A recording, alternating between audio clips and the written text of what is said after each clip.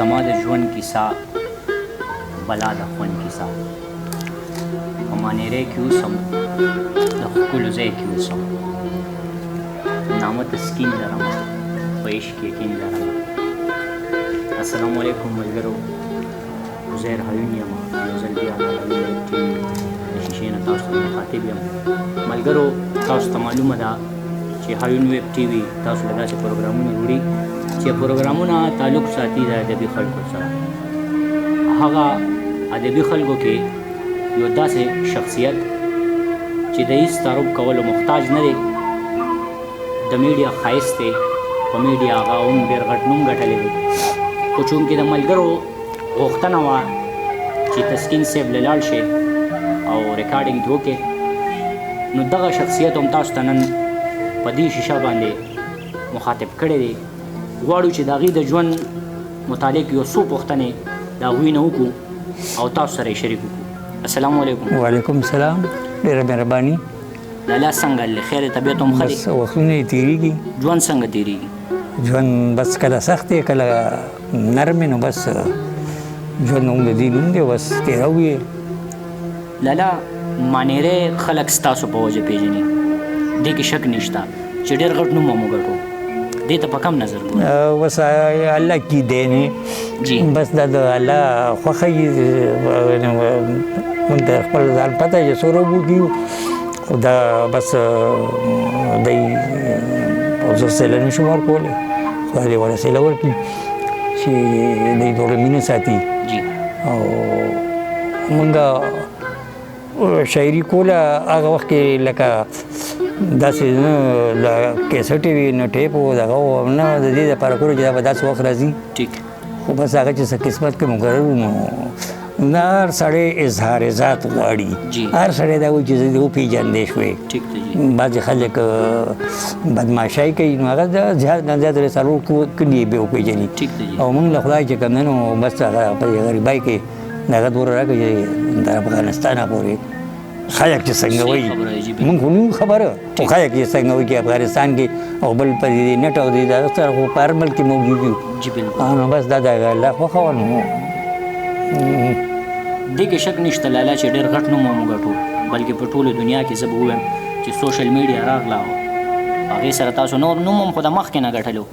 لالا، که دومره وضاحت هم د مینوالو سره وکړو چې د کم سن نه شاعري کوئ؟ غالبا دا خو ستاسو نور ملګري هم راشي او زه وکړم هغې سره دا خبره، خو دا وه چې دا جراثیم ما کې د وخته نه وو، ځکه چې زه په څلورم پنځم کې ما سبا کې ما دا یاد چې دا کافیې مې کم از کم پېژندې، کافیې نه خبر وم. او شاعري مې باقاعده په کالج ته شو نو سن 66 نو کالج به یو رساله چاپ کوله نیلاب، او هغه یو کال چاپ شوی وه. نو هغې کې بس یو غزل زمونږ هغه وخت سره چاپ شو او مونږ خو دې نه دغه نو په ریکارډ باندې خو سره هغه نشته اوس، خو هغه وخت سره داسې شروع چې ما سن 66 نه او بیا مې وخت په وخت باندې لیکل کولو. او ما خو تاسو ته دا وایم چې لکه شاعري خو مطالعه او مشاهده د دې لپاره ډېر ضروري دي. ټیک دی. جی. نو مشاهده خو دا چې موږ چې تازه وتوم نه یو او دا مطالعه چې کله موږ کولی شو نو موږ یې کوله، چې اوس خوښه ده نو کولی نه شو. صحیح دی. نو دغه اخبار وګورو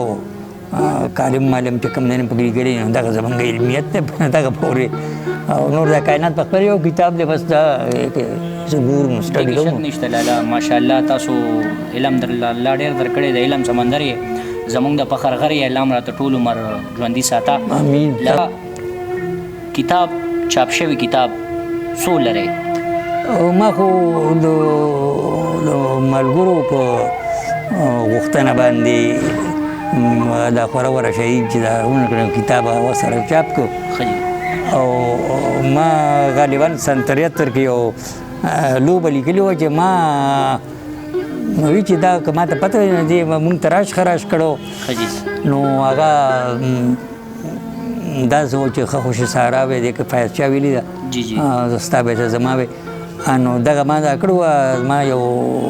شاګرد په سکول کې بیا کالج شو هغه بیا وایي چې ته په یو محفل کې د هغې نه خوره شوه سردار علي مو ویله ګلزار علم مو ویله ډېرو په دغه وویله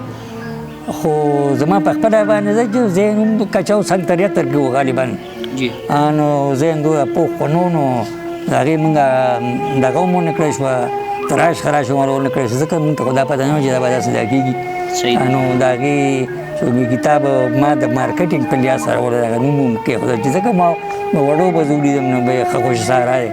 ښه خوش سهارا وې نو مونږ کتاب نوم دقه کېښوده او هم هغه وجه وه چې کتاب اوس په مارکیټ کې نه میلاویږي ښه جي ښه ماشاءالله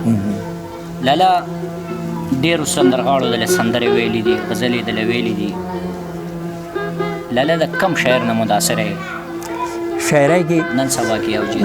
نن په پخوا د چا نه وې او نن سبا د چا نه د شاعري مې د رحمان بابا خوښه ده ښه جي او په مازدیګري کې د حمزه بابا ښه جي او اوس مې چې کوم دی نو مطبوعات راک شو ښه جي او پیر محمد کاروان چې د افغانستان ښه جي او دلته کې رحمت شاه ساحل ښکلې غزل لیکي او ښکلی شاعر دی ټیک دی جي نو دغه مې خوښ دي ښه جي چې لالا د ردیفونو بادشاه دی او ډېر علم ولا الله ورکړی دی یو نوی سټایل باندې او یو نوی انداز باندې غزلې وایي نظمونه وایي او ډېر علم ولا الله ورکړی دی نو راځئ چې د دې نه غزل اورو یا نظم اورو مینهوالو ته به څه ډالۍ کوې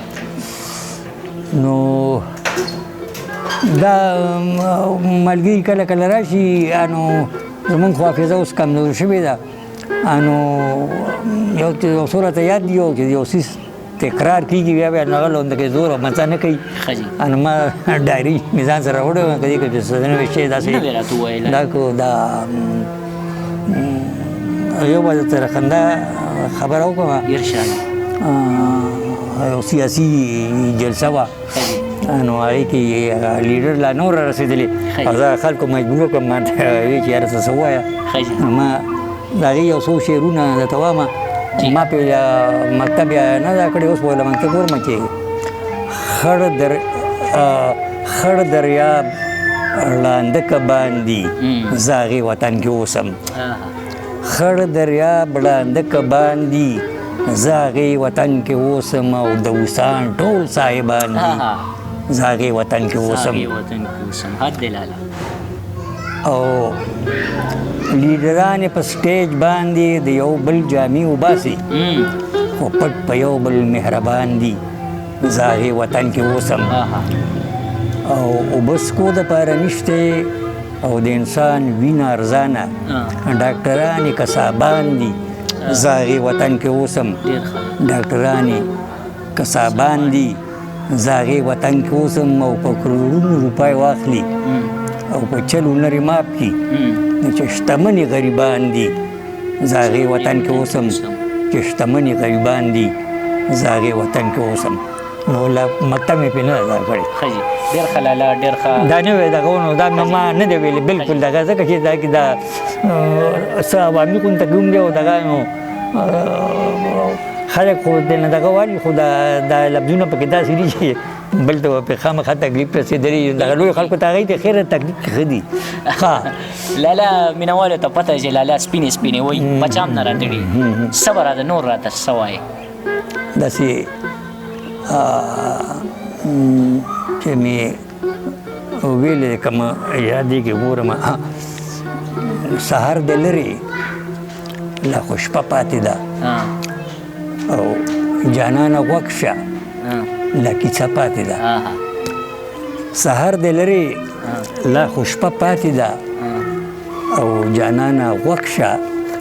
لا کیسه پاتې ده او یوه ستا مینه ده چې پایو کې موږ ګنې په ژوند کې څه مزه پاتې ده ګنې په ژوند کې څه مزه پاتې ده او ارتقا وشوه خو د څه خوشحالي ارتقا وشوه خو د څه خوشحالي مرګ خو لا شته لا مسله پاتې ده مرګ خو لا شته لا مسله پاتې ده ته خپل ستم دې ګوره زه به صبر زما او ستا مقابله پاتې ده زما او ستا مقابله پاتې ده مرګې راځي به جدایي به راځي یو قیامت خیزه زلزله پاتې ده غیر راځي به جدایي به راځي دا قیامت خیزه زلزله پاتې ده او تسکینه خدای نه بغیر څوک دي زمونږ تسکینه خدای نه بغیر څوک دي زمونږ بس دغه اسره پاتې ده زمونږ بس دغه اسره پاتې ده ډېر ښه لاله ډېر چې څونه زه یې تعریف وکړم زه یم زما په خیال دا به کمې